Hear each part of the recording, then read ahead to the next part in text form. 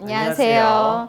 보건산업 창업기업을 위한 10분 강의 아고라 스쿨. 저는 한국보건산업진흥원 보건산업혁신창업센터 오연정. 최희석 연구원입니다. 지난 시간에 이어 오늘 이야기는 바이오헬스 분야의 기술가치 평가와 코스닥 상장을 위한 기술 평가입니다. 선생님, 바이오헬스 분야의 기술가치 평가는 다른 산업의 기술가치 평가와 많이 다른가요? 네. 많이는 아니지만 다르긴 다릅니다. 보통은 이제 기술가치 평가라고 하면 기술 이전이나 거래를 할 때 금액을 추정을 하거나 혹은 대출을 받는데 보증서가 필요해서 혹은 R&D 성과물에 대한 경상기술료로 판정하기 위해 활용을 하고 있습니다.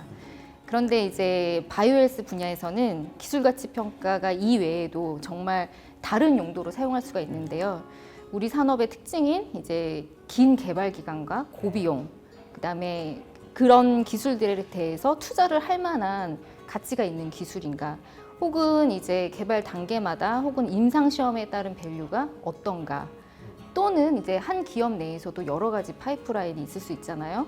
그 파이프라인의 가치를 비교하기 위해서 사용을 할 수 있습니다. 결국은 이제 사업화 전략을 수립을 하기 위한 그 활용도가 굉장히 넓다고 할 수 있겠죠.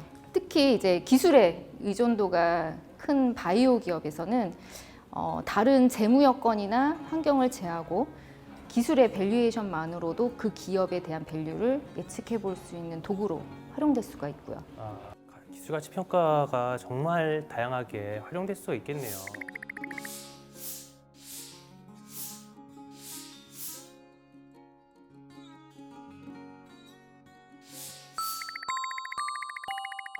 그렇다면 이렇게 다양하게 활용되는 활용도 반영을 위해서 평가 방법론도 다를 수 있는 건가요? 네, 약간 다릅니다. 바이오헬스 분야의 기술들은 사업화되기까지 이제 개발 과정에서 넘어야 할 허들이 많고 또 불확실성도 큰 만큼 가치 평가를 통해서 다양한 시나리오를 설계해 볼 수 있고요. 그 시나리오에 따라서 결과를 예측해 보는 것이 또 의미가 있다고 할 수 있습니다. 그래서 바이오헬스 분야에서는 주로 이제 RMP 방법이라는 것을 사용을 많이 하고 있고, RMP 방법이라는 것은 리스크 어드저스티드 넷 프레젠트 밸류라고 해서요.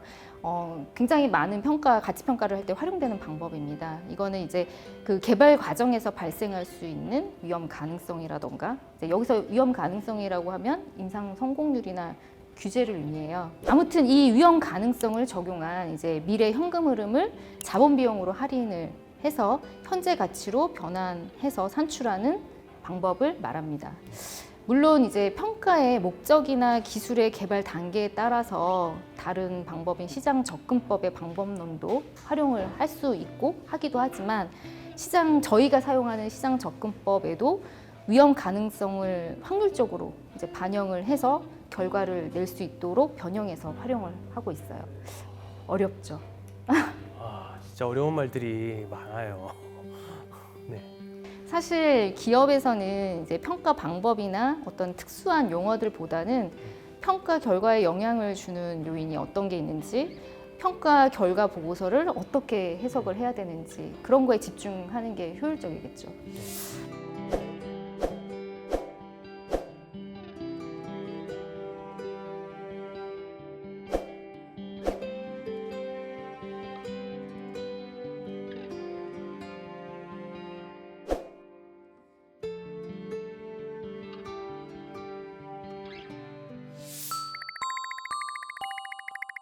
선생님, 네. 바이오헬스 분야의 코스닥 평가도 그럼 다른 산업의 평가는 다르죠?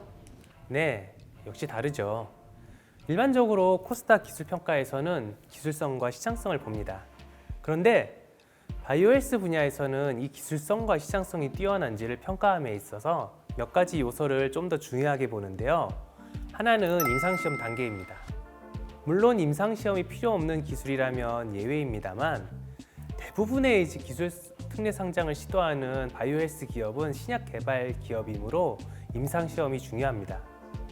또 하나는 이제 기술 이전, 즉 라이센스 아웃 실적입니다.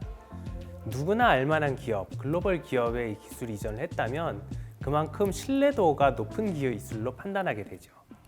그리고 지재권, 그 가운데서도 노하우에 해당하는 부분을 어떻게 보호하고 관리하고 있는가 하는 점도 중요하게 판단합니다. 그리고 마지막으로 인력입니다. 상장 후에 그 핵심 임원들이 주식을 팔고 소위 먹튀하는 모습을 이제 기사로 많이 보셨을 거예요. 이건 주주를 기만하는 행위죠. 이러한 것들을 방지하기 위해서 열심히 기술을 개발해서 회사를 키우고 기업 가치를 올리려는 기업을 상장하도록 할 평가에 반영하는 것을 이제 많이 노력을 하고 있습니다. 그러기 위해서 연구개발 인력의 전문성, 평균 근속 기간, 이직률, 그리고 창업자와 핵심 개발자의 이력, 그리고 그들 간의 관계성, 창업 동기, 그리고 주주와 지분율 등을 종합적으로 판단합니다.